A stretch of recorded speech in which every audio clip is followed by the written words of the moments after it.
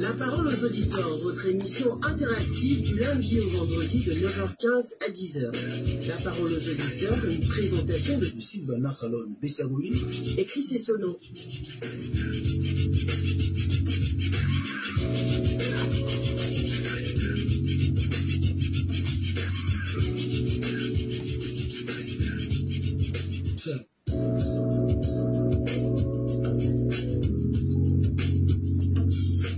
La parole aux auditeurs, votre émission interactive du lundi au vendredi de 9h15 à 10h. La parole aux auditeurs, une présentation de Sylvana Salon Bessagouli et Chris Essono.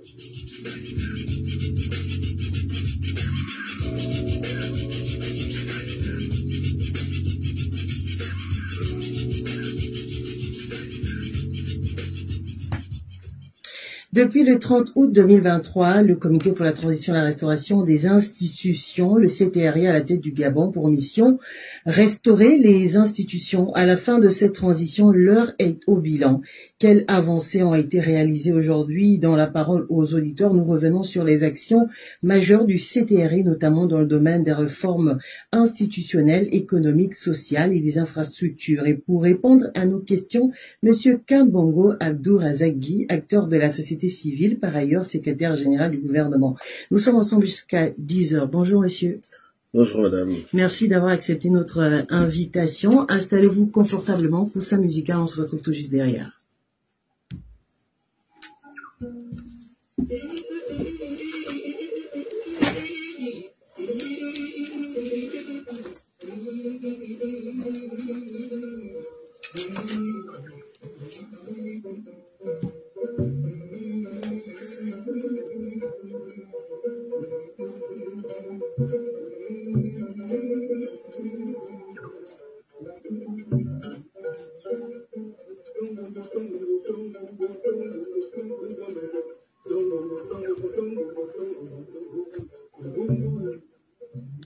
Merci de rester câblé sur Radio Gabon, la radio nationale 88.7, 96.5 FM. Je le disais tantôt, nous sommes avec Monsieur Kambongo Abdou Razak, acteur de la société civile, par ailleurs secrétaire général du gouvernement. Ensemble, nous allons tenter de faire le bilan du CTRI en moins de 2 ans, il faut le dire. Monsieur, rebonjour déjà. Bonjour madame. Alors merci d'avoir accepté une autre invitation une fois de plus. Selon un auditeur, des actions menées par le CTRI mériteraient un 18 sur 20. Serez-vous d'accord avec cet auditeur? Déjà vous parlez de bilan, ce serait un peu prétentieux pour moi parce qu'il y a tellement de choses à dire que je serais incapable de faire un bilan exhaustif. Je suis donc tenté... J'allais même dire par rapport à l'auditeur qui a donné 18 sur 20, pourquoi on ne donnerait pas 20 sur 20 Mais ce serait certainement un peu exagéré quand on sait que, initialement, on ne s'est pas limité dans le temps d'action. Ce sont des actions qui ont été certes pensées par rapport à la situation dans laquelle on était, mais lancées spontanément avec autant d'enthousiasme et d'engagement et sur le laps de temps. Oui. Vous avez compté soit 18 mois, je pense que le bilan est plus qu'éloquent. Oui.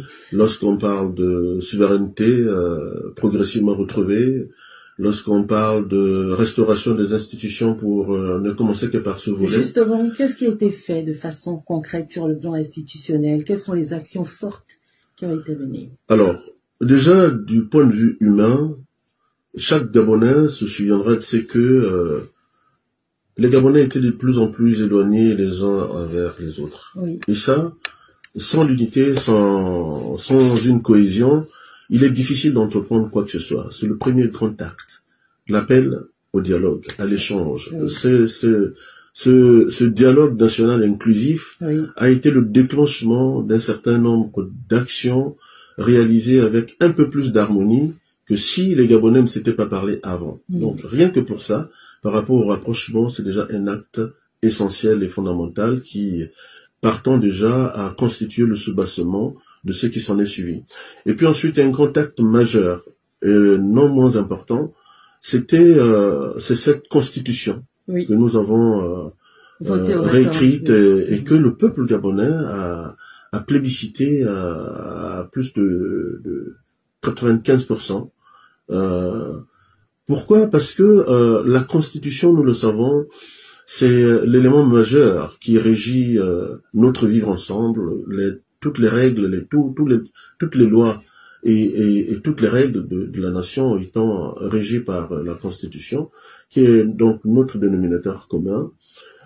Cet élément essentiel à notre vie ensemble, a été aussi un des tournants majeurs, parce que il y a eu beaucoup d'innovations.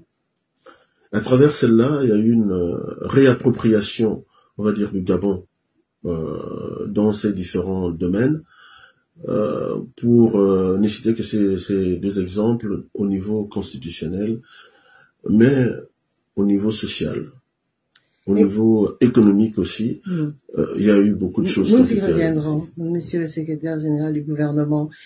Un nouveau code électoral également. Oui. Un nouveau code électoral, c'est un élément également aussi très important, parce que nous savons combien de fois, et d'ailleurs, le coup de libération n'est-il pas intervenu le jour où on était en train de rendre des résultats qui, initialement et de façon flagrante, étaient biaisés dès le départ. Le nouveau code électoral est fondamental. C'est l'une des solutions, l'une des réponses que nous devions d'apporter aux Gabonais grâce à cette action-là du président de la République, chef de l'État, qui, avec ses amis, ont eu le courage, l'audace, et ont décidé finalement de mettre fin à un certain nombre de dysfonctionnements graves. Donc le code électoral, aujourd'hui, avec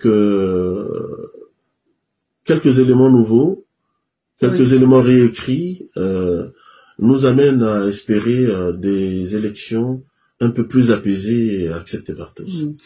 Nouveau code électoral, commission linguistique. Est-ce que vous pouvez revenir? Quelle appréciation vous avez faite de ce point? En quelques mots, s'il vous plaît. De la commission linguistique, oui. Particulièrement? Oui. Alors, là aussi, c'est une belle innovation. On est agréablement surpris aujourd'hui dans nos maisons de constater que même dans notre système d'enseignement, l'élément revient progressivement. Donc, l'apprentissage de nos langues maternelles, c'est très important, et commencer par le sommet, commencer par interroger, exiger que le futur premier responsable du Gabon sache au moins une langue maternelle de son pays, c'est fondamental pour la communication, pour la préservation de la culture, parce que la langue, c'est l'un des éléments, l'un des principaux vecteurs de notre culture. Sans elle, on est tout simplement acculturé, et puis on est soumis à la merci des autres. Voilà. Le CGE qui laisse la place au CNOCER, votre appréciation, pourquoi n'avait-il pas les mêmes missions? Bon, déjà, le ministère de l'Intérieur qui supervise cette commission, il faut le reconnaître, n'avait jamais démérité dans l'organisation des élections chez nous. Ce sont des hommes qui ont failli. Et puis, aujourd'hui, le fait d'avoir amené cette mission au ministère de l'Intérieur, en lui réservant la principale responsabilité, et qu'il assume très bien, avec déjà une belle expérience lors du référendum, il faut dire que il y a eu beaucoup de différences, il y a beaucoup de différences, et dire que ils sont organisés peut-être sur la même base ou avec les mêmes règles, non, il y a eu beaucoup de différences.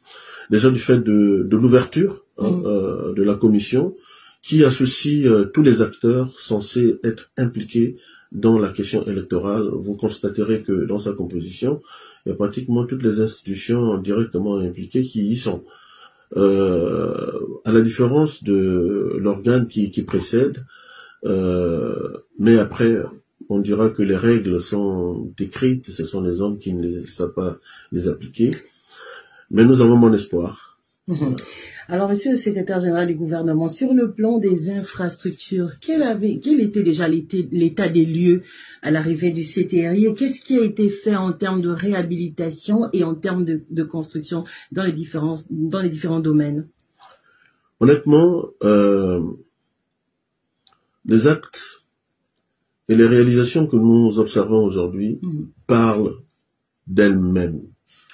Lorsque le CTRI arrive, nul besoin de faire de commentaires là-dessus, nul besoin de faire la fine bouche après, mais rien qu'à regarder nos voies de communication, nos routes secondaires, Dieu seul sait d'où nous sommes partis.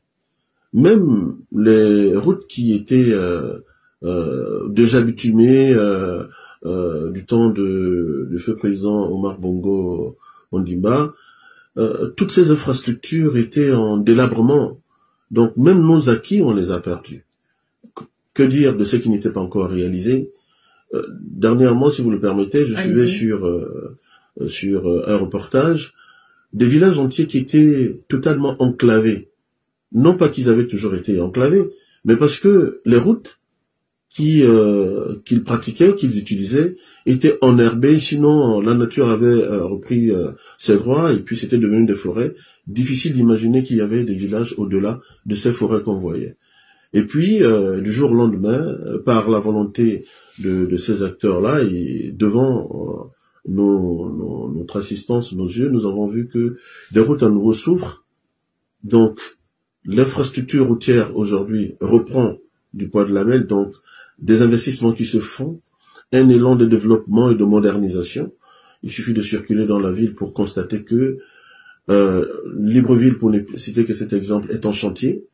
Et quand on va plus loin à l'intérieur, on constate que là-bas aussi, aucune province du Gabon aujourd'hui n'est oubliée en termes de réalisation infrastructurelle, que ce soit sur la réhabilitation ou sur la création, donc de nouveaux investissements. Nous avons ici matière à constater. Circuler sur le bord de mer. Vous voyez que ce qu'on avait déjà inscrit au registre des éléphants blancs, mais c'est un éléphant qui reprend des couleurs et puis ça va trôner, et ça trône déjà, c'est imposant. J'irai encore un peu plus loin, secrétaire général du gouvernement que je suis, vous pouvez pas imaginer quelle est la galère d'un secrétaire général du gouvernement lorsqu'il s'agit de loger les membres du gouvernement. Chaque ministère qui arrive. Avec la cité, baptisée cité Amand. Ben voilà, vous avez pris le bel exemple.